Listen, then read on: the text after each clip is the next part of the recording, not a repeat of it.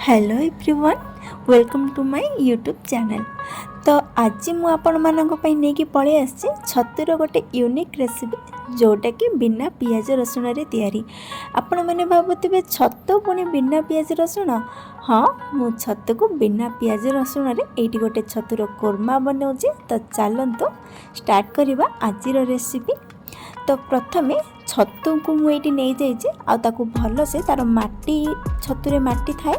तो छतु को मुझे तार माटी छड़े भल से मुझे 2-3 थर धोईकी नहीं आसबि।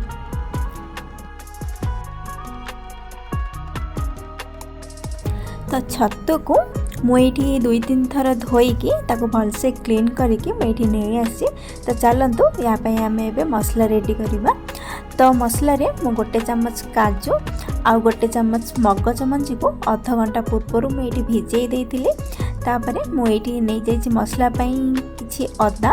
तो यहाँ जेहेतु बिना पियाज रसुण आम बनइबा तो केवल अदार पेस्ट ही यहाँ दिहब। तो से मुझे अदा को काटिकी नहीं आसी।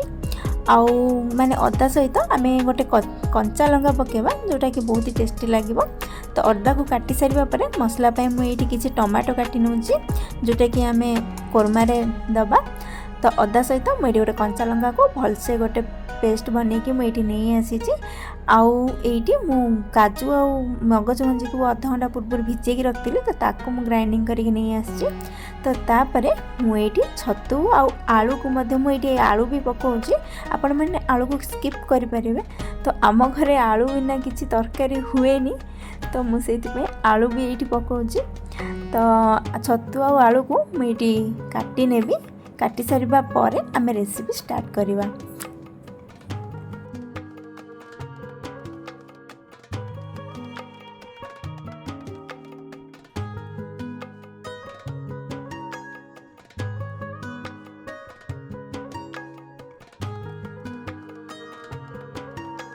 तो यही सबू आलू आ छतु को मुझे काटी सारिबा परे गैस रो फ्लेम को ऑन करके से देती गोटे कड़े आ कड़े दे किसी सोरिष तेल आ तेल गरम होगा पर दे काटिकी रखी छतु को से पके देती स्वाद अनुसार लुण आ हलदी।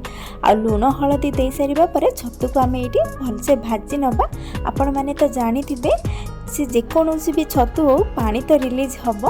तो पानी ये बहुत सारा रिलीज हो जाता। तो पानी को आम सुखा पर्यंत ये छतु को आम भाजवा। तो छतु मोर ये धीरे धीरे पानी सुखिकी धीरे धीरे गोल्डन ब्राउन कलर होगी भाजी हो गला।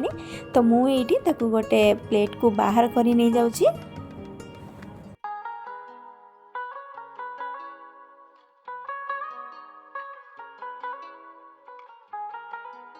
तो छतु को बाहर कर सारिबा परे से सेम कढ़ाई रे मुझे आलू को मध्य देकी ताको मध्य गोल्डन ब्राउन कलर करके एठी मु भाजी नेबी।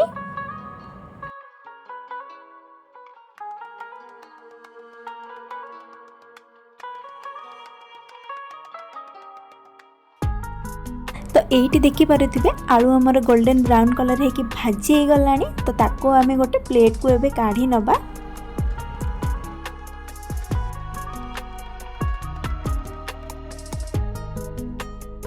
आलू को सब प्लेट को काढ़ी सारिबा परे से सेम कढ़ाई रे मु दे देथिली किछि सोरिष तेल आ सेथिरे दे देथिली गोटे तेजपत्र आ किछि गोटा मसला आउ सेथिरे पके देथिली किछि जीरा।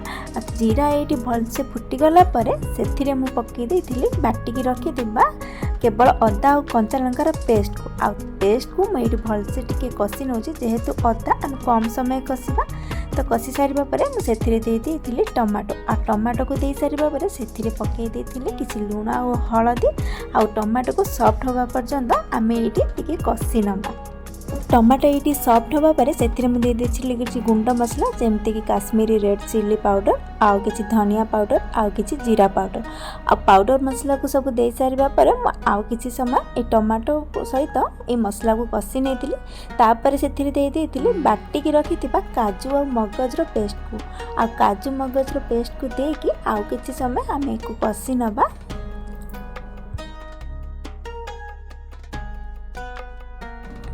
तो ये देखुवे मसला आमर कषि हो। तो यही टाइम रे आम ए पकईदबा किसी कसूरी मेथी को हाथ में क्रश करके एमती आम पकई नबा।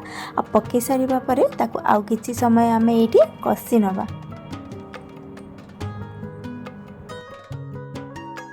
तो मसला आमर ये भलसे कषि हो जाए आ तेल ऊपर को उठी आसी तो से आम आड करदे भाजिकी रखि छतु आलू को छतु आलू को आड कर सारा पर मसला सहित छतु आलू को आम आउ कि समय ये कषि नवा।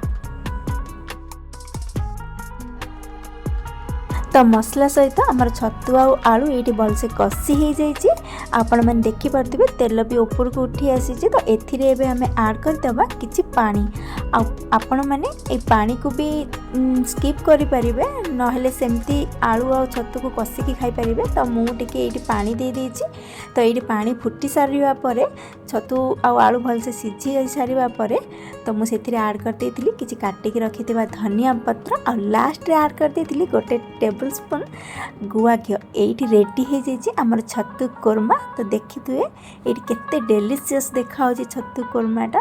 तो छतुर गोटे यूनिक रेसिपी आपण मैंने आपको निहाती घरे ट्राए करंतु आउ कमेंट रे मते निहाती जणांतु केमिति हेइथिला छतुर कोरमा। आ जदि वीडियोटी आपको भल लगुच ताहले लाइक शेयर एंड सब्सक्राइब करने को बिल्कुल भी भूलिबेनी। रहिली आसीबी आ गोटे नुआ रेसिपी सहित। टाटा जय जगन्नाथ।